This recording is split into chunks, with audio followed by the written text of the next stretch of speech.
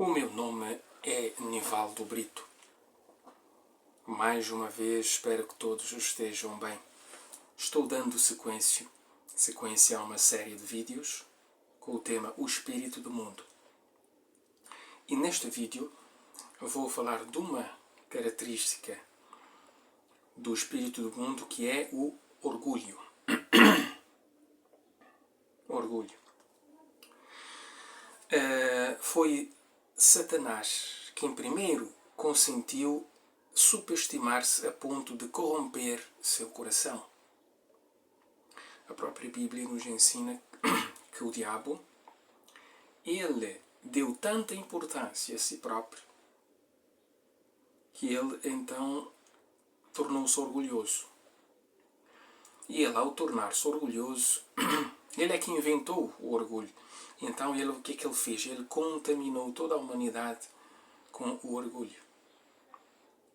Vamos ver o que é que a Bíblia ensina sobre isso. O profeta Ezequiel capítulo 28. Esta é uma profecia que o primeiro cumprimento aplicou-se ao rei de Tiro, que era um rei da antiguidade, e o cumprimento maior se aplica a Satanás, o diabo. Então, capítulo 28, versículo 17.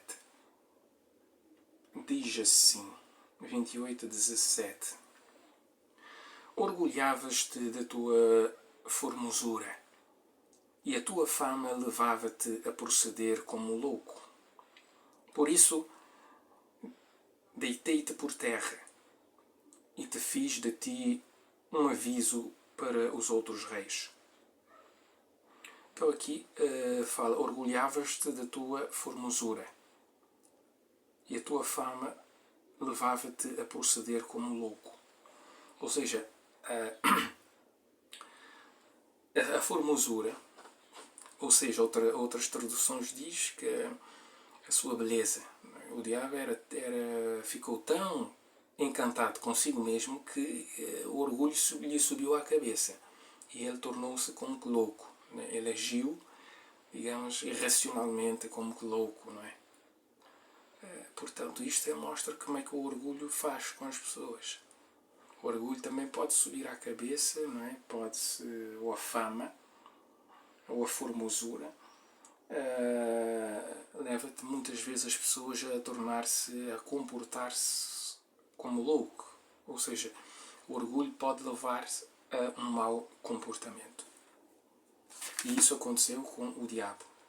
Esse espírito manifestou-se nele e ele então passou esse espírito para os seres humanos.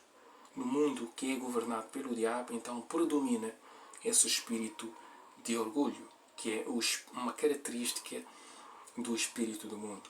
Provérbios capítulo 16.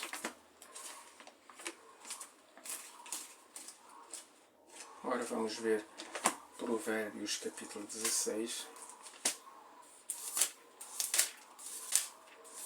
Capítulo 16 e o versículo 5. Então diz assim, Provérbios 16, 5. O Senhor detesta os orgulhosos. Tarde ou cedo eles terão o seu castigo. O Senhor detesta os orgulhosos. Tarde ou cedo terão o seu castigo. Ora, muito bem, então o que é que nós queremos aqui destacar? É que Deus detesta pessoas orgulhosas. Então, devemos esforçar-se para evitar esse espírito do mundo, o orgulho. Não é? Porque o orgulho pode levar a pessoa a cair no julgamento de Deus. Aqui diz que mais tarde ou mais cedo vai sofrer o seu castigo. Não é? Então, o que é que devemos fazer? Esforçar-nos para ser o contrário do orgulho, que é a humildade. De modo que o orgulho é uma força divisiva no mundo em que o diabo é o governante, fazendo com que as pessoas se considerem melhores do que os outros, do que as outras raças, nações, grupos linguísticos e situação económica. Ou seja, o diabo promove essa ideia de que algumas pessoas são melhores do que outras. As raças, é por isso que existe o racismo, não é? Ou uma pessoa que tem uma situação económica melhor, uma pessoa rica, pode ter a tendência, embora este não é um fator determinante, mas uma pessoa que é rica pode ter muita tendência de que achar que ela é maior do que os outros, é melhor do que os outros e que precisa ser tratado de forma diferente e que ele pode conseguir passar por cima dos outros só porque tem muito dinheiro, etc, etc. Tudo isto são características que o diabo promove no mundo, levando as pessoas assim a sentirem-se mais importante do que os outros, a sentir-se mania de grandeza, não é?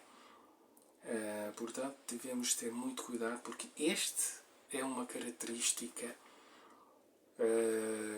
do espírito do mundo que é promovido pelo diabo. Não acha? Espero que sim. Até mesmo os que servem a Deus precisam ficar vigilantes para que o orgulho não os faça cair. Não é? Então é isso. Os cristãos também devem esforçar-se muito para não cair no orgulho. E também deve ter muito cuidado, porque o orgulho pode levar uma pessoa a fazer o quê? A não reconhecer os seus erros. Imagina uma pessoa comete um erro ou ofende o outro, pode achar que, pronto, ele nunca erra, sempre está certo. Não é? Isso pode acontecer. E, por exemplo, hoje nós vivemos num mundo que o conceito do pecado está-se a desaparecer. Não é? Nós sempre, desde que o mundo é mundo, sempre nos foi ensinado que nós somos pecadores e todos os dias nós cometemos erros. Todos os dias, quer em pensamentos, palavras e ações, todos os dias nós cometemos erros. E às vezes ofendemos os outros, ou outras pessoas nos ofendem, e assim por diante. Portanto, temos que ter sempre em mente que precisamos reconhecer os nossos erros e nunca achar que somos melhores, somos bons, nós não cometemos erros, nós não nos enganamos. Não. Portanto, uma pessoa que é humilde reconhece que ele tem limitações e que muitas vezes pode tropeçar e pode cometer erros. E também uma outra manifestação do espírito do mundo através do orgulho é que a pessoa também não aceita conselho. Às vezes uma pessoa dá um conselho ao outro. Quem és tu para me dar conselhos? Não é? E a pessoa, não, eu sei muito bem pensar pela minha própria cabeça e tal, e pronto. E a pessoa desconsidera os conselhos e às vezes, com o passar do tempo, bate com a cabeça na parede e diz, se eu soubesse, tinha escutado o conselho que aquele amigo tinha-me dado. Portanto, a não aceitação de conselhos também é uma manifestação desse espírito do mundo.